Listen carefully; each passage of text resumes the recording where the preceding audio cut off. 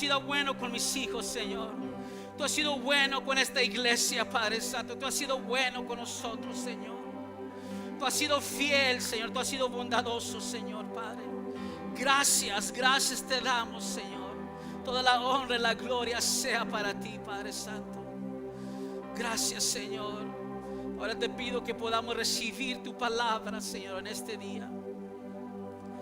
Tu palabra habla a nuestras vidas, habla a nuestros hijos, habla a nuestro matrimonio, habla a nuestros hogares, habla a nuestras finanzas, habla a nuestra iglesia, habla a nuestras vidas en el nombre de Jesús. Habla a las familias, Señor, en el nombre de Jesús. Amén y amén. Gloria a Dios. Dios les bendiga, iglesia. Amén. Denle aplauso fuerte al Señor en este lugar. Dios es bueno, amén. Dios es bueno. Y yo sé que Dios ha sido bueno con usted también, amén. ¿Y sabe por qué lo sé? Porque se mira bien. Amén. Dígale a la persona que te está a un lado, te miras bien. Dígale, no mejor que yo, pero te miras bien. Dile, quisieras verte como yo, pero no puedes, pero te miras bien. Amén. ¿Sí? Gloria a Dios, amén. Abra su Biblia conmigo, amén, en el segundo libro de Samuel, capítulo 9.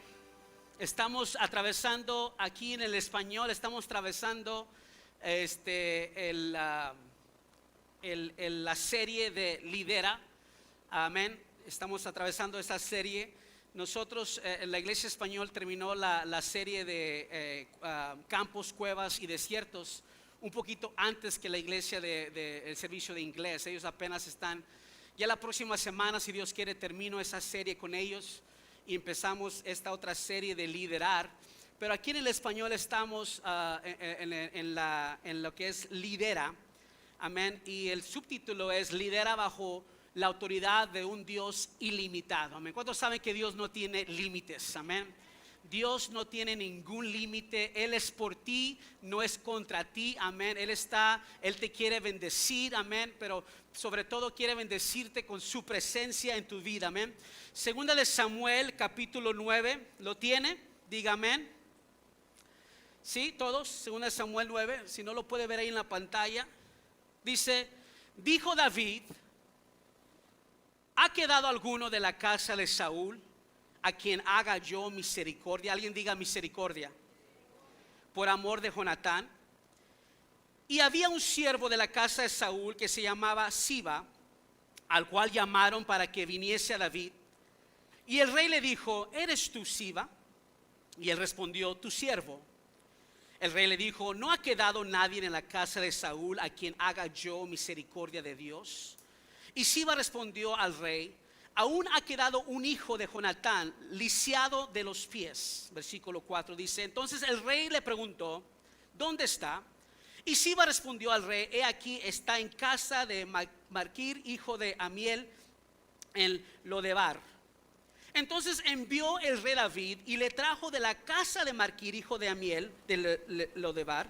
Y vino Mefiboset, alguien diga Mefiboset, hijo de Jonatán, hijo de Saúl, a David, y se postró sobre su rostro e hizo reverencia. Y dijo David, Mefiboset, y él respondió, he aquí tu siervo. Versículos 7 y 8 dice, y le dijo David, no tengas temor, porque yo a la verdad haré misericordia por amor de Jonatán tu padre, y te devolveré todas las tierras de Saúl tu padre, y tú comerás siempre a mi mesa. El último versículo que leemos juntos dice, y él inclinándose dijo, ¿quién es tu siervo para que mires a un perro muerto como yo? Dios bendiga su palabra. Puede tomar su asiento. Cuando la Biblia dice hijo de Jonatán, hijo de Saúl, siempre en la Biblia usted va a encontrar, y es muy común en la costumbre hebrea, que el abuelo no se le decía abuelo. Saúl era el abuelo de Mefiboset, Jonatán era el papá de Mefiboset, pero siempre se reconoce al abuelo y al bisabuelo como padre. Por eso cuando vemos en Génesis que dice vuestros padres, dice Isaac, dice Abraham, Isaac y Jacob, siempre los menciona como padres, aun que son tres diferentes generaciones. Amén, ¿sí está conmigo? vemos aquí, hermano, que David había entrado, ya estaba coronado, capítulo 5 de 2 Samuel, ya había sido coronado como rey, y había sido una vez más ungido como rey, y ahora él estaba liderando bajo su reinado.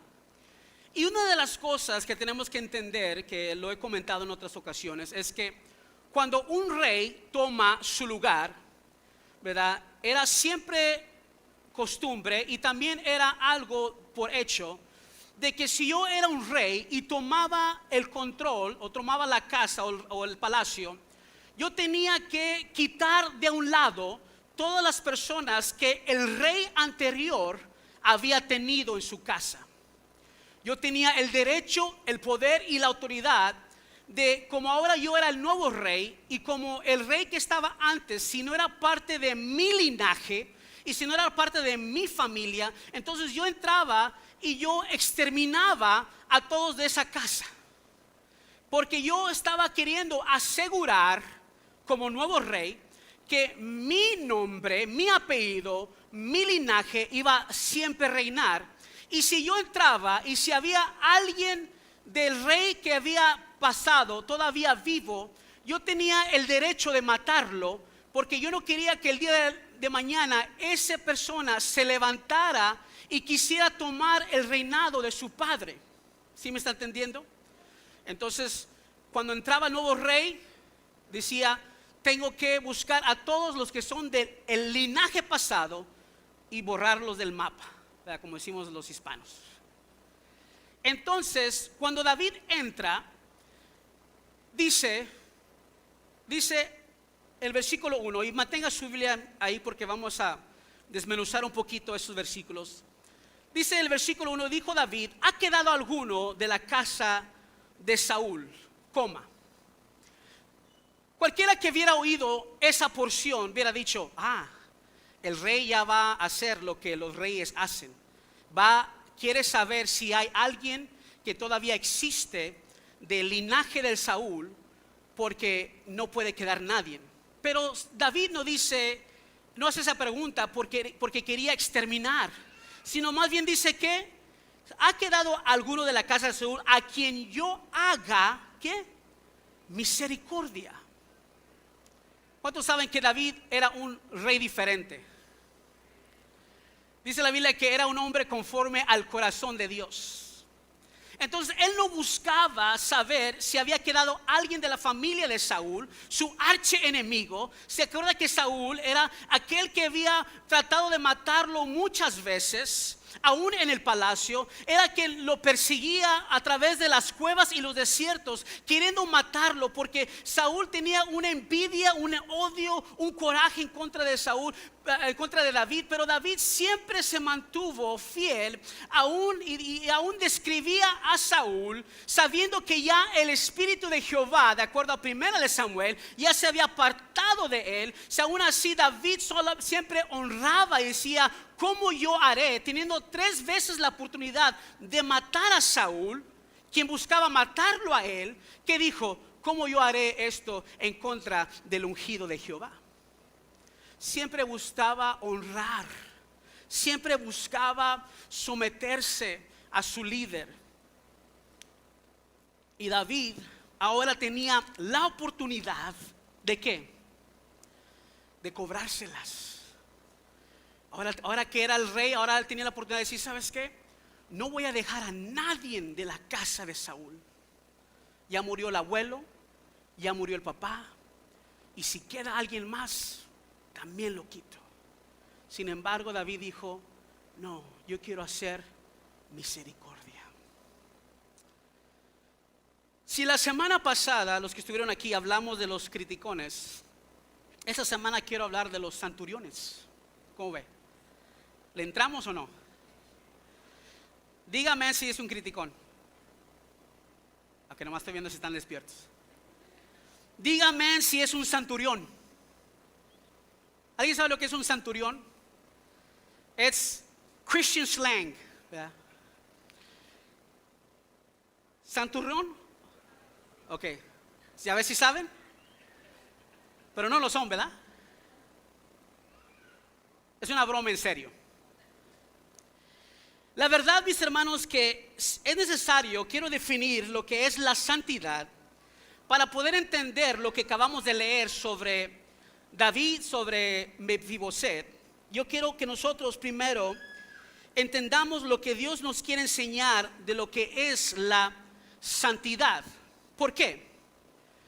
¿Por qué esta necesidad? Porque creo y he visto cómo la disque santidad que en veces decimos tener interfiere con los propósitos y los deseos de Dios de salvar, restaurar y usar las personas en el reino de Dios. Se lo vuelvo a repito. Me he dado cuenta que muchas veces la santidad que decimos tener interfiere aún en la salvación de las almas. Interfiere aún en los propósitos y deseos de Dios con esa persona. Interfiere que esa persona haga algo para el reino de Dios. Se lo voy a explicar. Liderar con santidad sin amor es religiosidad. Liderar con santidad sin amor es religiosidad. Te lo voy a explicar de esta manera. Alguien dígame, ¿qué dice Juan 3:16? Todos debemos de saber qué dice Juan 3:16. A ver, dígalo, a la 1, a las 2 y a las 3.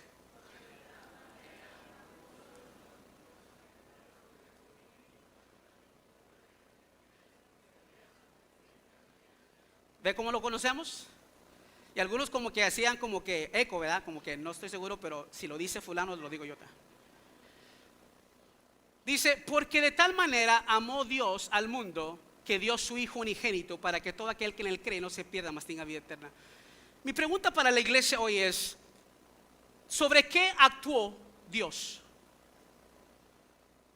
¿Sobre qué actuó Dios? De acuerdo a ese versículo. Sobre el amor. ¿Por qué no actuó Dios sobre su santidad? ¿Cuántos saben que Dios es santo? ¿Por qué no actuó Dios sobre su santidad, siendo que es parte de su carácter? ¿Por qué no? ¿Por qué actuó por el amor? ¿Sabe por qué? Porque si actúa bajo la santidad nos mata. Nos mata. Porque de santos no tenemos nada. Y yo soy el primero. Nos mata si actúa bajo su santidad, sino que tuvo que actuar bajo su amor. Porque su amor vio nuestros defectos, nuestros errores, nuestros pecados. Porque si actúa en su santidad, viendo nuestros pecados, viendo nuestros errores, nos mata. ¿Alguien está entendiendo lo que estoy diciendo? Vamos a verlo bíblicamente. Lamentaciones 3:22. Yo estoy usando la versión Reina Valera 1960. Lamentaciones 3:22. Si me da tiempo hoy para desglosar esto porque quiero que salgamos de aquí ya no siendo, ¿cuál es la palabra? Santurrón, sino santos. Porque Dios quiere que seamos santos, pero muchos de nosotros nos hemos equivocado, somos dímelo otra vez porque mi español Santurrón, bueno, usted lo sabe. Lamentaciones 3, ¿alguien lo tiene? 22, ¿qué dice? Lamentaciones está entre Génesis y Apocalipsis. Lamentaciones 3:22 dice que, ¿ahí lo tienen ya, muchachos? ¿Ya saben? Dice, por la qué de Jehová no hemos. ¿Quiénes son hemos? Diga, yo soy hemos. No imo, hemos. Dice, por la misericordia de Jehová no hemos sido ¿qué? Porque nunca ¿qué? Decayeron sus misericordias. ¿Por qué cree que usted y yo, estando muertos en nuestros delitos y pecados, no nos mató Dios? ¿Por qué? Por la misericordia. Y porque Dios actuó por amor y no por santidad. Porque si actúa en santidad, nos extermina. tuvo que actuar por amor. ¿Alguien está entendiendo ahora? Por su misericordia. Ahora, cuando nosotros pecamos contra Dios, ¿en contra de qué estamos pecando?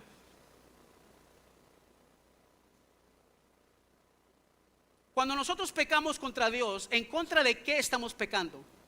La respuesta obvia es Dios, ¿verdad? Pero ¿en contra de qué? ¿Cuál es su carácter? Santidad. Cuando nosotros pecamos, estamos pecando en contra de la santidad de Dios. Pero Él, en cambio, no actúa para atrás bajo esa santidad, sino actúa bajo el amor. Actúa bajo la misericordia. ¿Alguien está entendiendo? ¿Qué pasa si Dios actúa ante su creación, ante sus hijos, ante su pueblo bajo la santidad? Ya lo dijimos, nos mata, nos consume, nos borra del mapa. ¿Se acuerdan en el Antiguo Testamento cuando Dios dijo, ¿sabes qué? Quiero que me establezcan un tabernáculo? Y eran los atrios, el lugar santo y el lugar. Y había un velo, ¿se acuerda? Que dividía el lugar santo del lugar santísimo. Y no cualquiera podía entrar al lugar santísimo. Se dice que se ponía un hilo en el sacerdote con una campanita para que cuando entrara el sacerdote al lugar santísimo, si dejaban de oír la campana, es que ya estaba ¿qué? Ya estaba muerto. ¿Por qué? Porque él estaba en lugar santísimo, era un lugar súper sagrado, súper santo, ¿cierto? Entonces, incluso cuando los sacerdotes iban a presentar los sacrificios, sabiendo que iban a entrar al lugar santísimo, se cuenta la historia hebrea que ni los dejaban dormir en la noche. ¿Sabe por qué? Para que no tuvieran sueños malos. Fíjense al grado de qué tan santo tenía que ser considerado este lugar, que no querían que ni durmieran la noche anterior que iban a presentar, por si tenían sueños feos, desagradables, exóticos, iban a desagradar el lugar santo. Fíjate al grado que era esto. Y el que entraba mal se moría. ¿Está conmigo, iglesia? Cuando Jesús viene, una de las cosas que sucedió en la resurrección, en la muerte y resurrección de Cristo, fue que ¿qué? El velo se rasgó, se partió y nos dio a nosotros, la iglesia, a usted y a mí, ¿qué? Libre acceso. ¿Cómo? Tal y como vengamos. Tal y como vengamos. Si se hubiera mantuvido de la forma del Antiguo Testamento, nosotros hasta el día de hoy no pudiéramos entrar. Porque ¿cuántos saben que por cuanto todos pecamos estamos destituidos de la gloria de Dios? ¿Y cuántos saben, hermano, que nosotros todos somos un pecador? Voltea a la persona y dice, ¿tú eres un pecador? Más que dile, eres un pecador lavado con la sangre de Cristo, cambiado, transformado y renovado. Amén. ¿Sí está conmigo? Ahora, cuando Jesús está en la cruz, porque estamos estableciendo la santidad de Dios, cuando Jesús está en la cruz y está, de acuerdo a los evangelios, está tomando todo el peso y toda la carga de todos nuestros pecados, de los pecados de nuestros antecedentes y los otros también. ¿Y qué pasa en ese momento donde Él dice consumado es? Y en ese proceso, ¿qué hace Dios? ¿Se acuerdan? ¿Qué hizo Dios? Volteó su rostro. ¿Por qué? Porque no podía soportar el pecado que estaba Jesús llevando. Ahí estaba demostrando su santidad. Esto es demasiado pecado, tengo que voltear mi rostro al pecado. Por eso le digo, hermano, si Dios actúa a través de su santidad, nos mata, porque Él es santo. Amén. Entonces, mi pregunta para la iglesia ¿es importante la santidad? Diga con valentía, ¿es importante la santidad? Mire, sin santidad, ¿sí sabe cómo sabe? Otro, ser santos. Entonces sí es importante la santidad. El problema es que hemos tomado la santidad como licencia para oprimir, castigar y señalar a otros. Ese es el problema. Que hemos tomado la santidad ¿para qué? Para como licencia para oprimir, castigar y señalar a otros. Y nos hemos olvidado que nosotros somos santos no por nuestros propios méritos y no por nuestras fuerzas y no por nuestras obras. Lo único que nos da el ser santos es el Santo Espíritu de Dios. Y solo a través de la fe podemos ser santificados. Y la santidad, hermanos, es importante, pero la santidad, ojo aquí si está apuntando, es instantánea, es progresiva y es eterna. Cuando usted y yo venimos a Cristo, nuestra fe nos regenera y a través de la sangre de Cristo nos justifica. ¿Está conmigo? Y nosotros somos declarados santos. ¿Qué dijo en la primera carta de Pedro? Dijo, vosotros sois pueblo santo, pueblo adquirido por Dios, linaje escogido. Entonces Dios nos llama santos a nosotros, pero no es por nuestros méritos, no es por nuestras obras, es porque hemos sido lavados por la sangre de Cristo. ¿Está conmigo? Entonces, instantáneamente al recibir a Cristo, al perdón de mis pecados, instantáneamente el Señor me dice, eres santo. Y luego la santidad es progresiva. ¿Por qué? Porque dice la Biblia que el que empezó la obra en nosotros la va a perfeccionar. Entonces la santidad también es progresiva, ¿ok? Por eso dice la Biblia, vosotros los espirituales, o podemos decir los santos, ayudar a quién? A los más débiles. ¿Por qué? Porque quizás tú empezaste aquí y como el Señor empezó una obra, la ha estado perfeccionando y tú vas caminando, hay cosas que tú te has sido, a través del tiempo, te has sido ¿qué? Santificado. Hay cosas que en un tiempo hacías o mirabas, que en tu caminar con el Señor ya no las ves. ¿Sí me está entendiendo? Porque progresivamente se está santificando. ¿Sabe cuál ha sido nuestro problema? Que cuando llegamos aquí, nos olvidamos que un día estábamos acá. Y cuando vemos el que está acá, decimos, tú no eres santo, yo soy santo. ¿Sí me está entendiendo?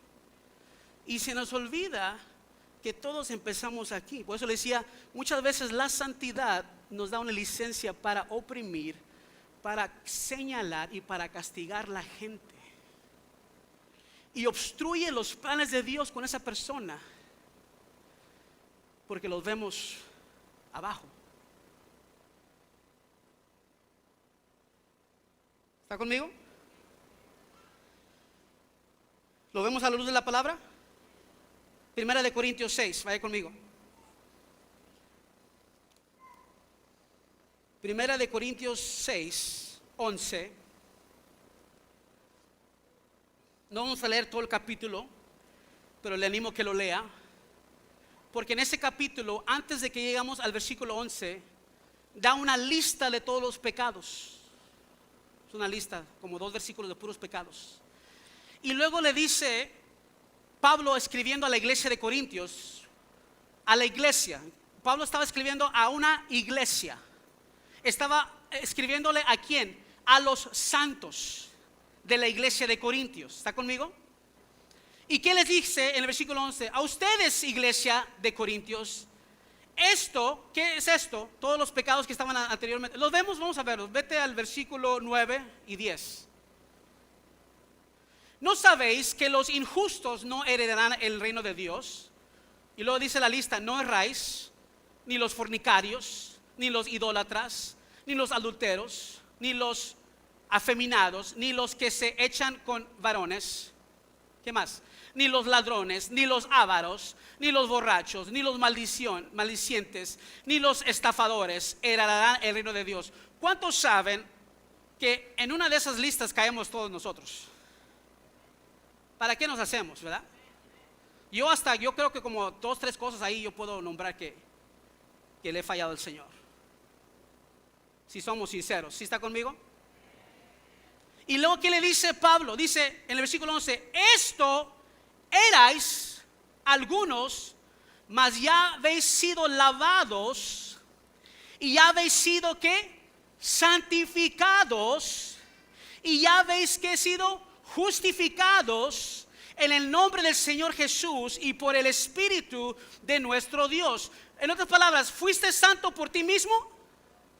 Fuiste santo porque Jesús te regeneró, te justificó y te santificó. Y todo en un solo trancazo. Ahora, vamos a entenderlo más. Vaya conmigo a Primera de Pedro, capítulo 1. Dios bendiga a todos los que están viendo en línea. Primera de Pedro, capítulo 1. Vamos a ver versículos 13 al 16. Le doy chance a que lo encuentre. Primera de Pedro 1, 13 al 16. ¿Qué dice? Dice: por tanto, ceñid lomos de vuestro ¿qué? Entendimiento, sed sobrios y esperad por completo en la gracia que os trae cuando Jesucristo sea manifestado. Como hijos obedientes, no os conforméis a los deseos que antes teníais estando en vuestra ignorancia, sino que como aquel que os llamó es... ¿Quién es el santo? Dios. ¿Usted? ¿Yo? No, el santo nos llamó a nosotros. ¿Y qué dijo? Y dijo: sed también vosotros santos en toda vuestra manera de vivir. Versículo 16 dice: porque escrito está: sed santos, porque yo soy santo. Algunas por primera vez se están dando cuenta dónde se encuentra ese versículo, pero ahí está. Segunda de Timoteo, vaya conmigo rápidamente. Segunda de Timoteo, capítulo 1. Segunda de Timoteo, capítulo 1.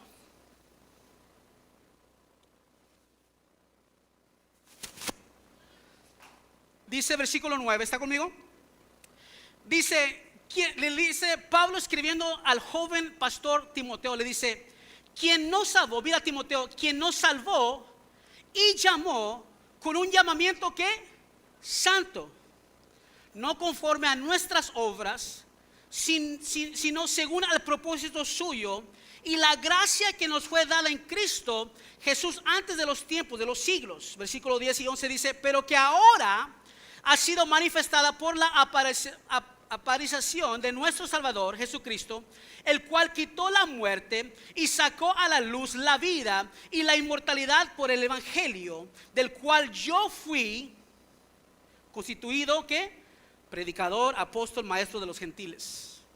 Ok, ahora usted dice: bueno, pastor, entonces se está contradiciendo, porque si usted ve ahí, estas son gente santa que está viendo bien. ¿Quién estaba escribiendo? Pablo. Ahora, ¿alguien ha leído el capítulo 7 de Romanos?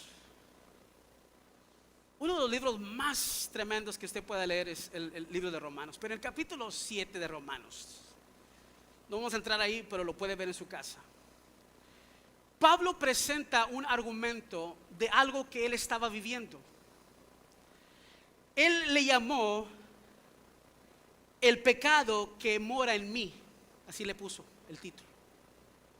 Y él comienza a describir en el capítulo 7 Romanos, dice: yo tengo una lucha conmigo mismo, porque hay una ley que es la espiritual, la que me regeneró, justificó y me santificó, pero hay otra ley que mientras estoy en esta carne y en este mundo está activa, y es la ley de la carne. Y yo tengo una lucha, dice Pablo, constantemente con esta carne, porque todos los días yo tengo que batallar con el viejo hombre que se quiere levantar. Y hay cosas que termino haciendo, dice, que no quería hacer. Y las cosas que quisiera hacer no las hago. Y luego dice un exclamador: ¡ay de mí! Y luego el Señor dice: pero bástate en mi gracia, que mi poder se perfecciona en tu debilidad. ¿Qué es lo que le quiero decir? Usted y yo somos santos porque el santo de los santos nos redimió, nos lavó, nos salvó, nos justificó, nos santificó, nos regeneró, nos transformó. Pero al mismo tiempo, bajo esa santidad que se sigue perfeccionando cada día mientras tú y yo nos acerquemos más al Señor, tenemos que entender que somos santos por Él y necesitamos dejar de actuar como, ¿qué dijiste, hermano?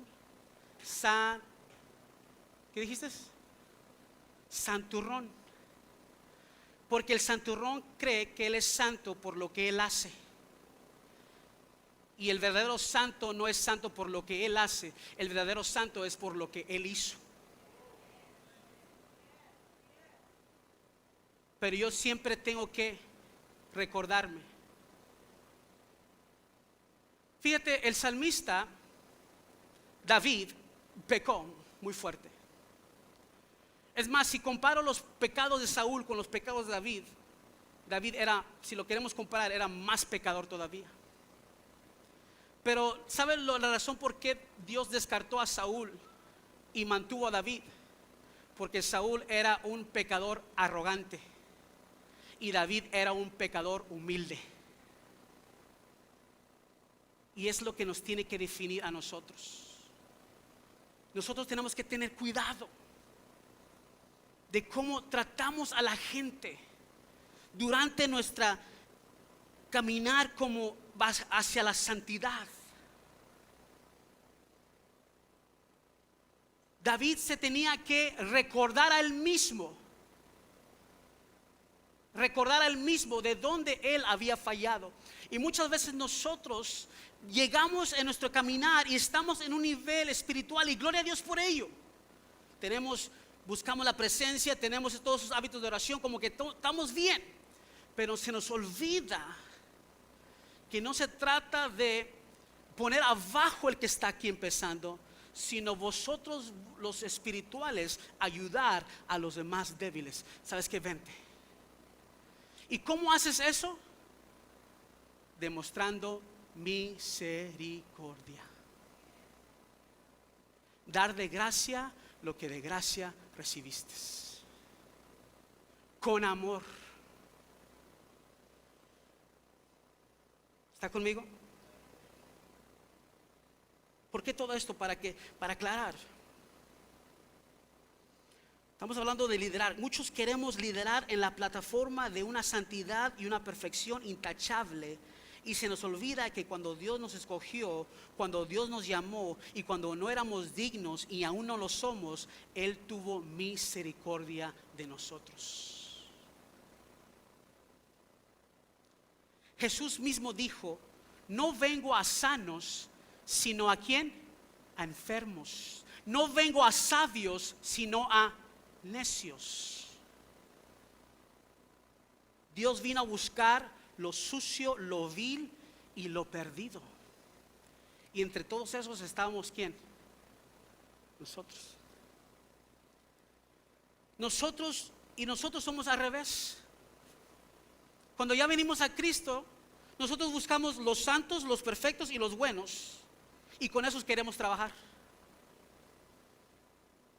Queremos trabajar porque no queremos batallar como iglesia. Queremos la gente que ya que están en un nivel, en una éxtasis espiritual. Ok, este sí es de los míos. Yo con este sí puedo hacer grandes cosas para el Señor.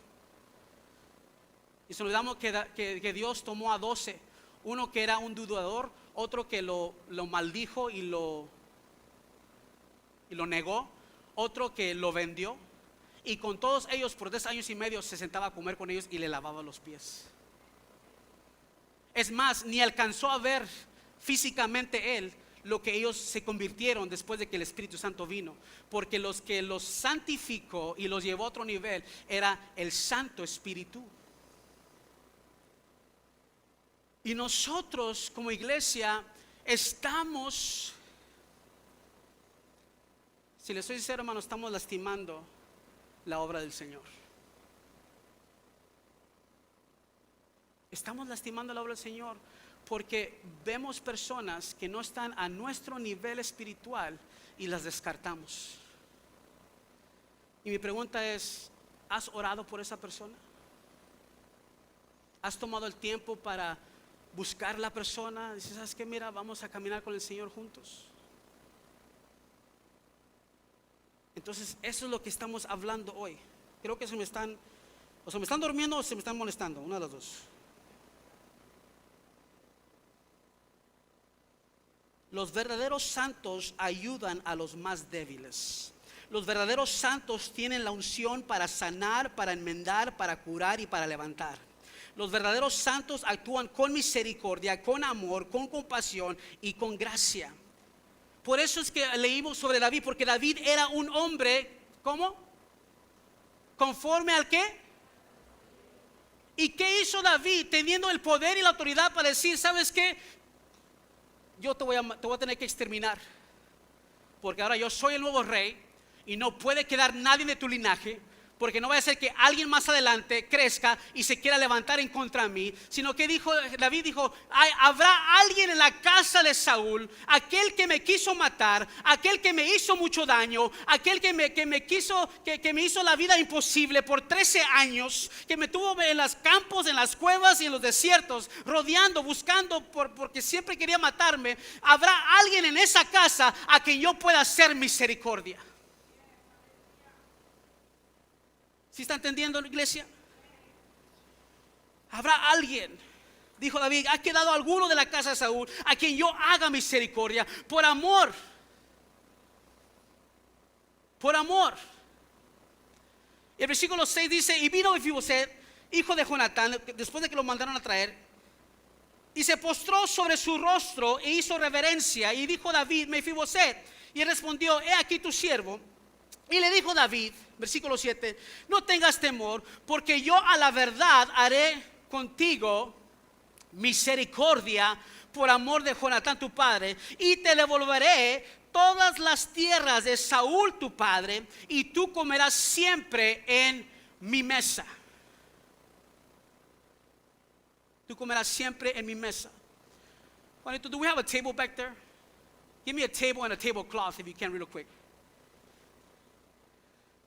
Digo, no temas temor, porque yo la verdad haré contigo, versículo 7, misericordia por el amor de Jonatán tu padre, y te devolveré todas las tierras. No solamente voy a tener misericordia, pero te voy a bendecir.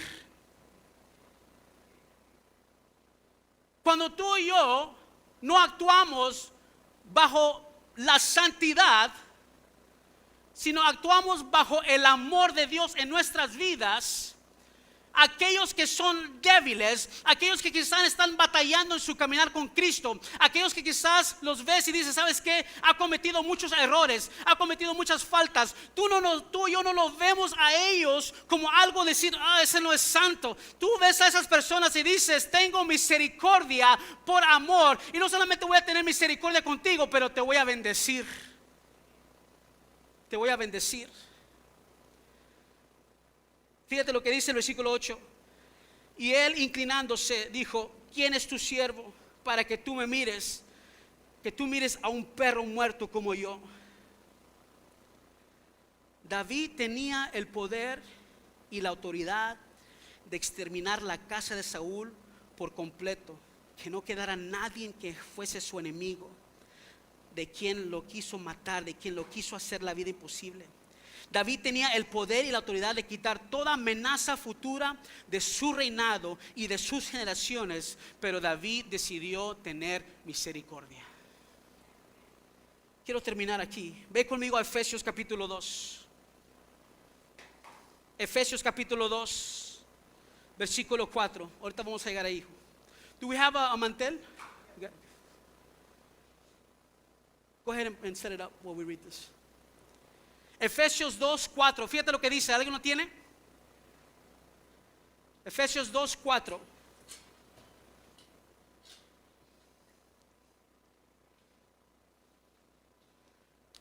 ¿Qué dice ahí? ¿Pero qué? Pero Dios, que es rico en misericordia. Nuestro líder, el líder de líderes, el jefe de jefes, el rey de reyes y el señor de señores, dice: ¿por qué no tienes tú misericordia si yo, siendo Dios, tengo misericordia? Dice: pero Dios, que es rico en misericordia, por su gran amor que nos amó, que aun estando nosotros muertos en pecado, nos dio vida juntamente con Cristo. Por gracia sois salvos. Hermano, no entiendo, hermano, como muchas veces, y estoy hablando en la iglesia en general, no creo que me estoy enfocando en nuestra iglesia, pero no estoy entendiendo, hermano, cómo nosotros podemos decir que estamos viviendo el evangelio,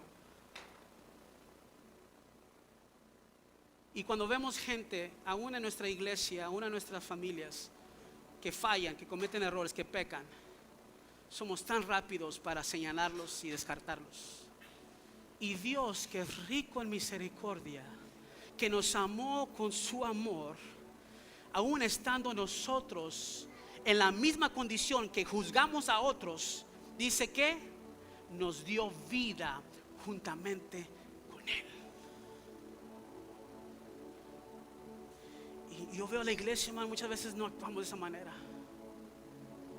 Hay gente que nomás está criticando y señalando y se cree muy acá, que se lo saben todo, y no saben tratar a otra gente con la misma compasión, con el mismo amor, con la misma misericordia, con la misma gracia, que un día Dios los miró en sus condiciones y los salvó. Necesitamos que Dios nos ayude, porque algo tiene que cambiar. Algo tiene que cambiar. Mira, hermano, vaya conmigo a Miqueas 6.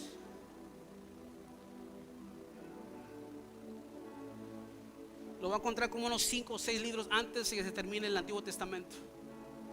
Miqueas 6. Uno de los profetas menores escribe esto. Hace una pregunta. Miqueas 6:6. ¿Ya lo tiene?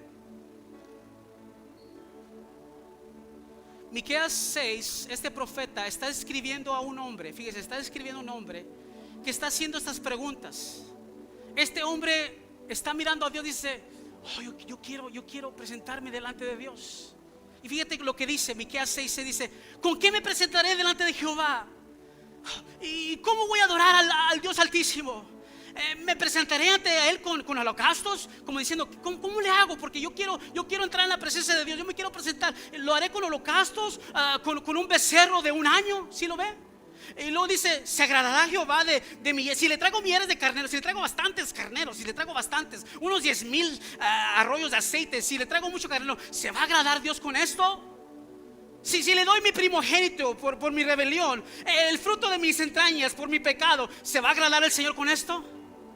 Y luego que dice el versículo 8, le contesta, le dice: hombre, Él te declara lo que es bueno y que pide Jehová. Dice: mira, todo lo que tú quieres traerle, eso no le impresiona al Señor. Con eso no lo vas a impresionar. No le traigas 100,000 carneros, no le traigas bastantes arroyos, no le traigas tu primogénito. Eso no lo va a impresionar. ¿Sabes lo que le dijo que le va a impresionar al Señor? Dice: mira, lo que Jehová pide, ¿qué dice el versículo 8? Solamente ¿qué? Hacer justicia, amar misericordia y humillarte delante de tu Dios. Muchas veces queremos impresionar a Dios con nuestra santidad.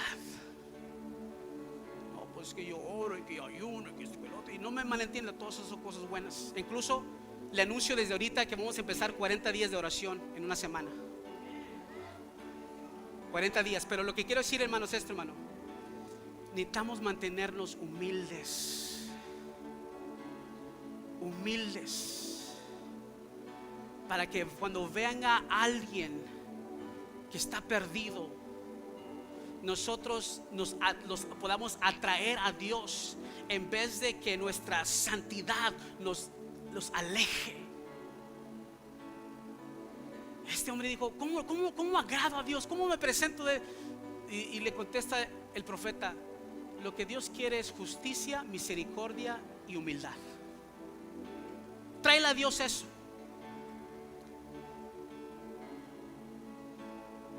Tenemos que aprender, hermano, dar misericordia, porque necesitamos. ¿Cuántos necesitan misericordia de Dios? Sinceramente, ¿no quiere usted la misericordia de Dios?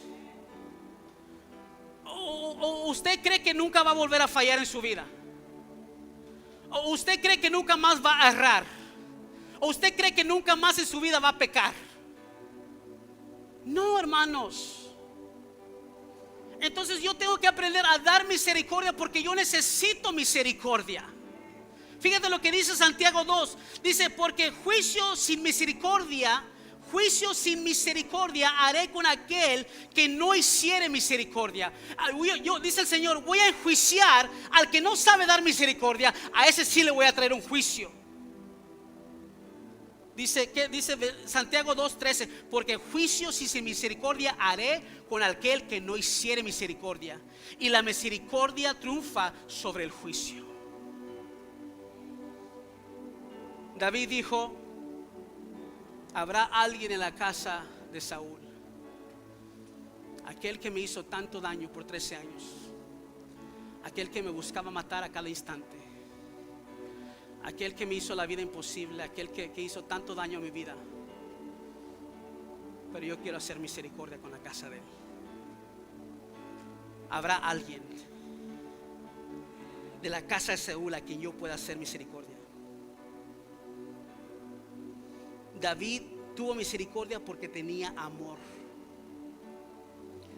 Y trajeron a Mefiboset, y estaba, ¿qué dice la Biblia? Que estaba Mefiboset como lisiado, y se sentía un perro. En otras palabras, no solamente estaba destrozado físicamente, pero estaba destrozado internamente. Se sentía insignificante. Y estoy más que seguro que conocía la historia detrás de la relación entre David y su abuelo Saúl. Pero ¿qué dijo David? Mientras yo sea el rey y yo viva, y mientras yo reine, siempre te vas a sentar en mi mesa. ¿Cómo estaban los pies de Mefiboset? ¿Cómo estaban los pies de Mefiboset? Primer chair.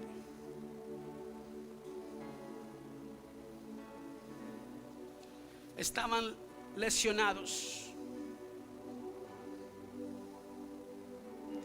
y se sentía un perro insignificante, quebrado por dentro y por fuera, como cuando viene un pecador, como cuando viene alguien. ¿Usted nunca ha pecado, hermano, y se siente bien mal? Cuidado cuando no te sientas mal, ahí sí ya estás fuera del lugar. Pero cuando tú le fallas al Señor, dices, hasta dices: ¿para qué voy a orar si le fallé? ¿Cómo voy a atrever a hacer una oración si mira lo que hice? Y te comienzas a sentir, y luego el enemigo usa eso para indagar más y culparte más, y que te sientas insignificante, y que te sientas como que no eres digno de buscar al Señor, y te sientes con toda esa carga del pecado. Así se sentía Mefiboset. ¿Y qué dijo el rey? Te vas a sentar conmigo en la mesa. ¿Sabes por qué, hermano? Porque en la mesa no puedes ver mis pies.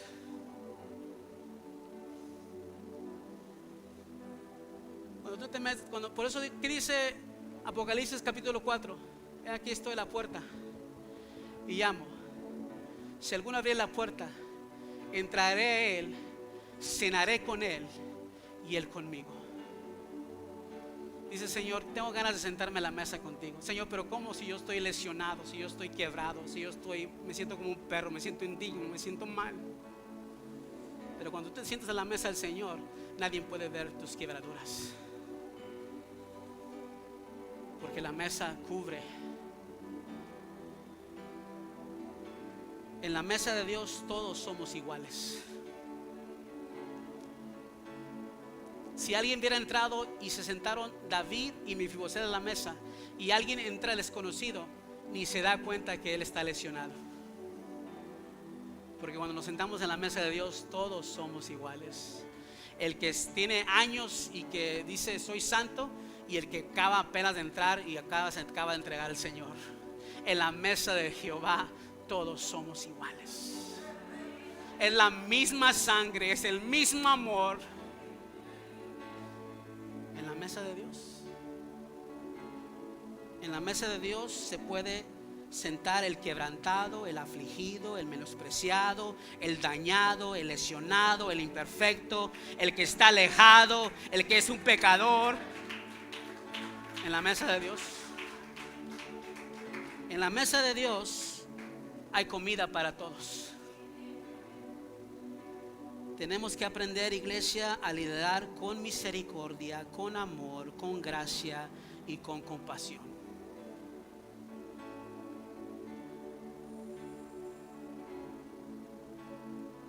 ¿Y cómo lo hacemos? Sanando, levantando, orando por todos los Mefibosets que Dios siente en nuestra iglesia. Porque van a entrar muchos quebrados, muchos lastimados, muchos afligidos. Y no quiero que cometamos el error como iglesia, hermano, que los descartemos. Yo he tenido gente decirme, yo no quiero trabajar contigo porque tú trabajas con fulano de tal. ¿Dónde está la misericordia de Dios? ¿Has orado por esa persona? ¿Has rogado al Señor por esa persona? ¿O simplemente nos hemos creído muy santos para poner a trabajar a alguien para la obra del Señor? Y sabiendo que es nuestro deber ayudar a esa persona que se levante y empiece. Y quizás no va a correr la misma carrera que al mismo tiempo nosotros, pero está corriendo la misma carrera. Y quizás esté sentado un lesionado y un rey, pero en la mesa todos somos iguales. Entonces yo quiero invitarte a iglesia que cambiemos de mentalidad, porque hay mucha gente que está afligida y mucha gente que ha sido dañada por nosotros, la iglesia.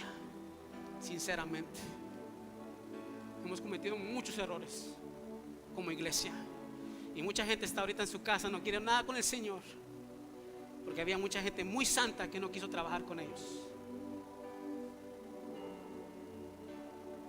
Hay muchos Mefibosets, y usted y yo tenemos que aprender a tener misericordia. Póngase de pie en este día.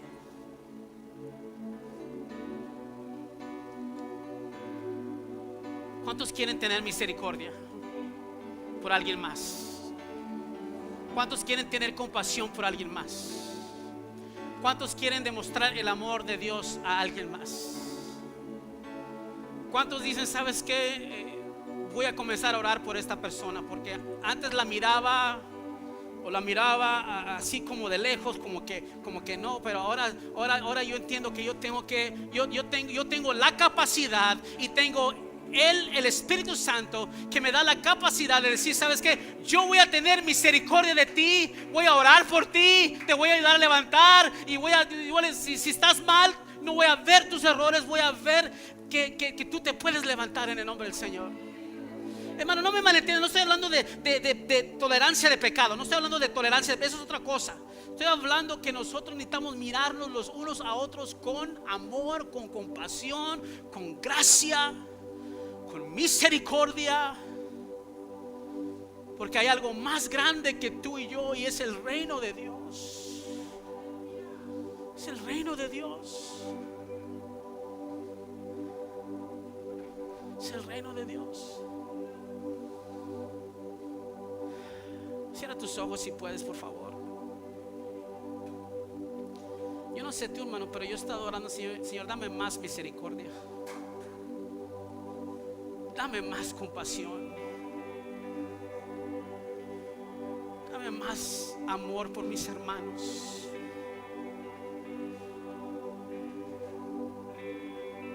Dame más misericordia.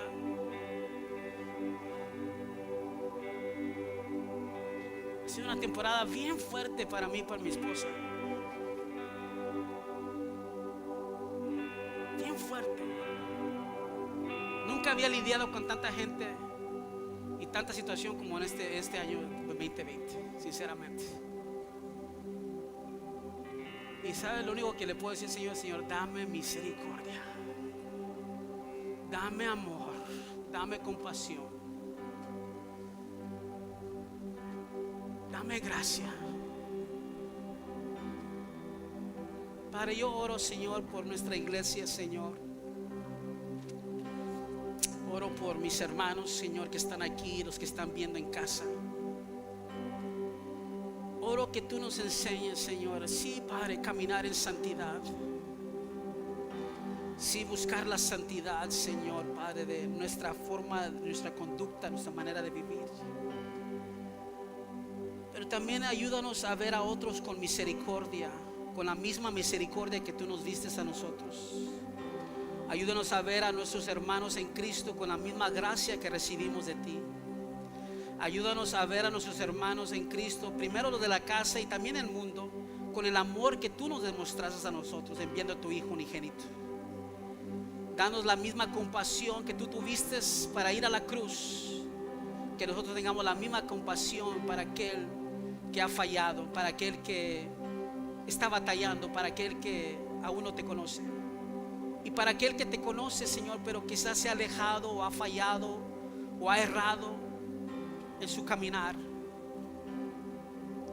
Ayúdanos a ser David. Él era un hombre conforme a tu corazón, porque en tu corazón hay misericordia, y por eso él demostraba misericordia. Y que podamos aprender a sentarnos con otros a la misma mesa, sin juicio, simplemente amándoles con la misma compasión, con la misma misericordia, con la misma gracia que tú nos dejaste sentarnos a tu mesa. Que podamos invitar a otros a sentarse a nuestra mesa, Señor. Y antes de señalar, Señor, las cosas, que tengamos la suficiente misericordia para orar por ellos, para levantarlos, para darles una amonestación con amor, porque les amamos, porque tenemos misericordia. Que nos quitemos esta actitud de muy santo, Señor, que se ha convertido en una religiosidad, Señor, y que volvamos, Señor, a lo que es realmente es ser santo, el que ama la justicia, la misericordia y la humildad. Ayúdanos, Señor, a ser verdaderos santos, compasivos, misericordiosos, para la honra y la gloria tuya, Señor. En el nombre precioso de Jesús. Amén. ¿Recibe la palabra en este día? ¿No está enojado conmigo? Gracias. Gracias por su misericordia. Amén. Vamos allá a ser despedidos. Estamos gozosos de estar aquí. Fermín, ven a bendecirnos la ofrenda, los diezmos. Si nos visita por primera, segunda, tercera vez, de ninguna manera se siente comprometido en este acto de adoración que hacemos. Dios ha sido tan bueno con nosotros que no hay manera